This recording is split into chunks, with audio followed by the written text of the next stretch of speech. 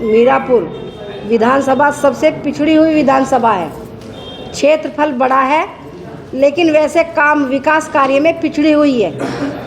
और पिछड़ी हुई होने का कारण ये है कि 200 साल हो गए, यानी कि 2009 में मैं 2.5 साल के लिए बनी थी, तब मेरा आना जाना रहा। लेकिन जितना काम हो सकता था, अब तो मैं सत्ता में हूँ, सत्ता की हूँ, गठबंधन है हमारा राष्ट्रीय लोकदल का, भारतीय जनता पार्टी का। लेकिन उस टाइम भी गठबंधन था, लेकिन विपक्ष की विधायक थी, उसके बावजूद भी मैं, और ये क्षेत्र हमारा जो मीरापुर क्षेत्र पड़ता है, जहाँ आज कार्यक्रम हो रहा है, 14-15 गांव कटे हुए थे। उस टाइम पे मोरना विधानसभा हुआ करती थी, मोरना विधानसभा हुआ करती थी। तब मैंने वहाँ विकास कार्य कराया। जब से देश आज़ाद हुआ था, वहाँ पर लाइट की समस्या थी बहुत बड़ी, लेकिन क्वेश्चन लगा के, या नवनीत सहगल जी उस टाइम पे प्रदेश उसके अध्यक्ष थे, चेयरमैन थे उसके बिजली विभाग के, उनसे मिल गए, या कैसे भी आप सब का सहयोग के द्वारा लाइट का विस्तार किया, लाइट लगवाई। और भी जो भी कार्य थे बिहारगढ़ में है, जैसे जर्जर तार हुए थे जहाँ पर, वो सब बदलवाए, बहुत सारे काम कराए, वो आप सबके आशीर्वाद से कराए। लेकिन ये नया क्षेत्र जुड़ा है और मेरा कर्तव्य बनता है, और आप सब ने मुझे बताया भी है, जिस टाइम मैं चुनाव में घूम रही थी गांव-गांव, तो आप सब ने याद भी दिलाया, आप सब ने वोट भी किया, सपोर्ट भी किया, अपना आशीर्वाद भी दिया।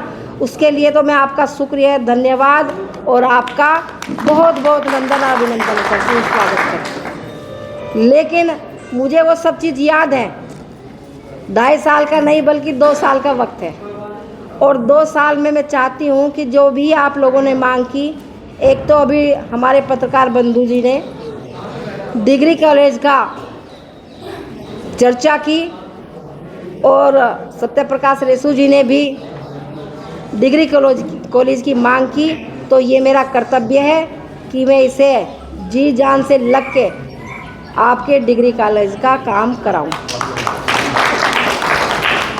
दूसरा, आपने बताया कि यहाँ पर सबसे बड़ी समस्या मीरापुर के अंदर पानी की निकासी की है, और पानी की निकासी के कारण जिस टाइम बरसात होती है, थोड़ी बरसात होने पर भी, मैंने भी देखा है, मैं कई बार आई भी हूँ, तो उसमें पानी भर जाता है। और आप सबको बहुत, सब व्यापारी हैं, आप सब दुकानदार हैं, आप सबको यानी कि बहुत समस्याओं का समाधान करना पड़ता है। बच्चे स्कूल भी जाते हैं, आप लोग घर से बाहर निकलकर नौकरियां करने भी जाते हैं, तो आपको बड़ी परेशानी होती है। तो ये मैं और एमपी साहब ने प्रस्ताव शायद किया हुआ भी है इसका। मैं एमपी साहब, जब हम सब मिलजुल के करेंगे, भाई विधायक भी आपका, एमपी भी आपका, एमएलसी भी आपकी, वंदना वर्मा जी भी, यानी कि हम तीनों मिलजुल कर करेंगे तो कोई काम भारी नहीं है, लेकिन हमें लगना पड़ेगा।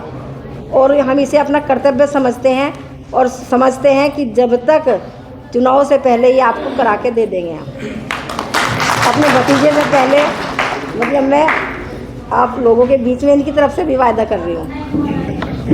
और तीसरा काम आपने बताया कि स्वास्थ्य भी बहुत ज़रूरी है।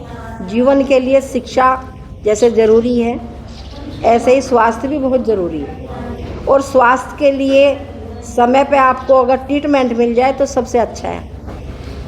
अब हो क्या रहा है कि इतने आप शहर जाओगे, आपको कोई प्रॉब्लम होगी और नहीं समय पे ट्रीटमेंट मिलेगा, तब तक तो आदमी के प्राण निकल जाएंगे।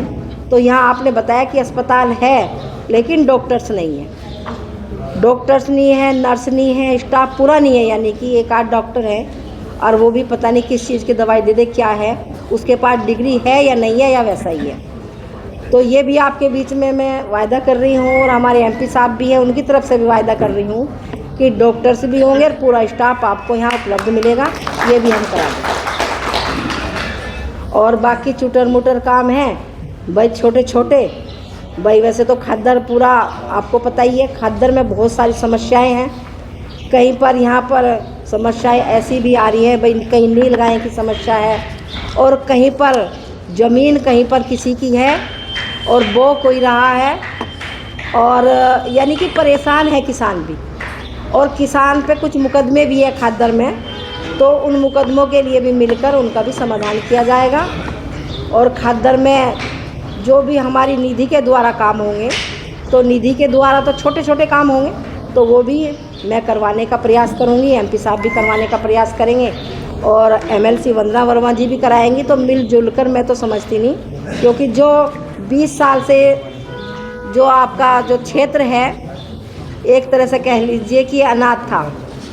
भाई कहीं से विधायक बाहर से आया, बनने के बाद चला गया, आपने उसे कहीं ढूंढने की कोशिश भी नहीं करी और ना वो मिला।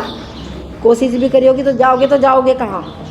अब फिलहाल स्थिति यह है कि आपके एमपी साहब भी यहीं हैं और भैया आपके विधायक भी यहीं हैं, एमएलसी भी यहीं हैं, तो तीनों आपको मिल जाएंगे आराम से। तो जब आप एक नहीं दो बार कहोगे तो हमें तो खुद शर्म आएगी, तो खुद हम उस काम को करवाने का प्रयास करेंगे।